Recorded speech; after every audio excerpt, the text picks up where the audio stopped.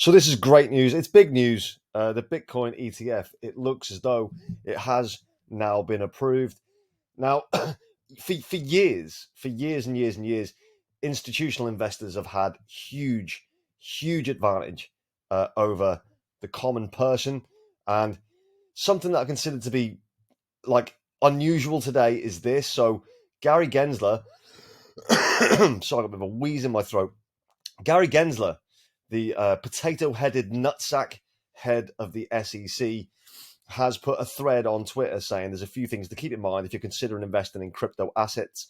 Now, he's talking about how crypto assets investment services may not be complying with applicable law. You know, he's like a man standing on a battlefield surrounded by the enemy and still trying to plead his case for why he's right. And he isn't right, apart from maybe the point three, where fraudsters do continue to exploit the rise in popularity of crypto assets. But we know this, but let's not pretend that most governments, most institutions around the world also engage in highly fraudulent activity, allegedly. So it's not as though crypto is the only space where financial frauds take place. So just in from Bitcoin Archive is Bitcoin could hit $200,000 in 2024 if ETFs are approved.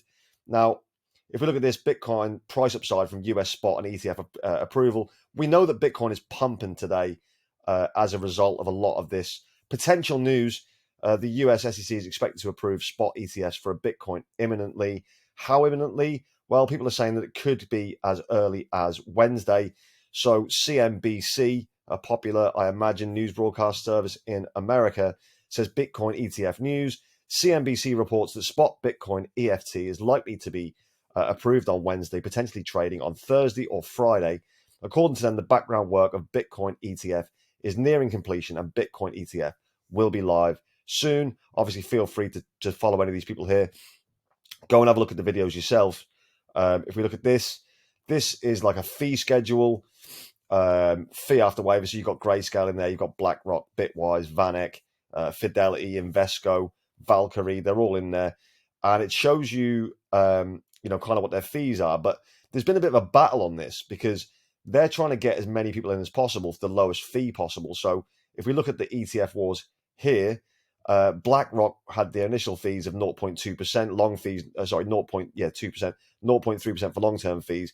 First 12 months free, or 5 billion. There's already 2 billion lined up, so 5 billion into the fund. Now, they are desperate to get as many people onto their ETF, right? They want it to be fast. They want to be the first one out. They want it to be the ones that are going to be the pioneers almost in this particular sphere. But this is the first time this has ever happened, particularly in cryptocurrency, but in the history of the entire cryptocurrency space. Now, the pioneers, the people like yourselves, people like me, people who've been in the space for a while, people who've been in it a lot longer than me as well, who were buying the Bitcoin up, making sure that they were getting their Bitcoin, buying it.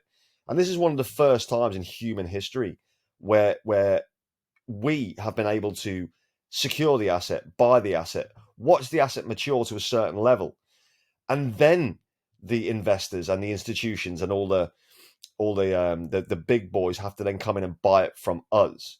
Now, ordinarily, they've got all this kind of stuff on lockdown. They've got all their stocks and shares before they start issuing them out to public sale.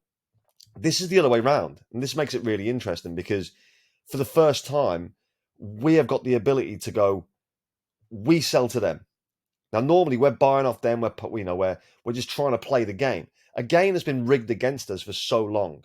The financial game, the financial system, the whole system of finance, fiat currency, has forever, ever been rigged against the common person, like us and many people watching this video.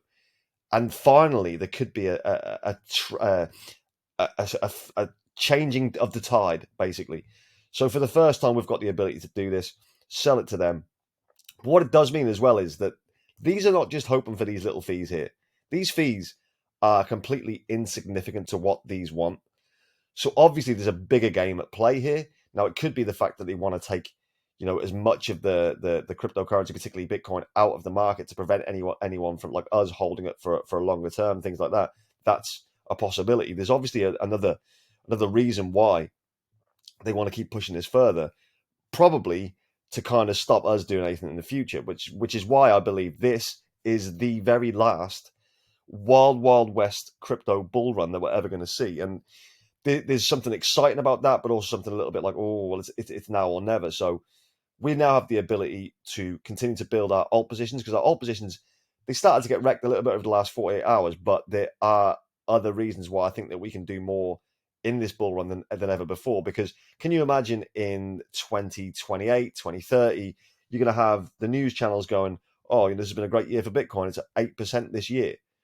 Because that's what the stock market will be like. And it'll be part of that. It'll be part of that kind of ecosystem that they want to run it. So it's so tight, no real massive gains anymore. But that doesn't mean that some of the coins below can't still do that, which I think is really important. So here's a little bit bearish kind of outlook on it from Trading the Trend. He said nobody thinks the Bitcoin ETF will be a sell the news event. I think there's a very high chance, and I mean this news has been expected and the reason for this pump, but be cautious once the news drops. I see a pretty good size rising wedge here on Bitcoin weekly chart. A loss of 42 support would bring 36k and fast. 42.8, 51,650 targets above it does end if it does targets above if it does end up ripping from here. So it gives you kind of like a feet on the ground kind of, this is the way it could go as well. But if you look at Bitcoin's price today, it's absolutely flying. I'll just get myself out of the way of that. So 46,845. We're probably are we going to touch 47? Do you think?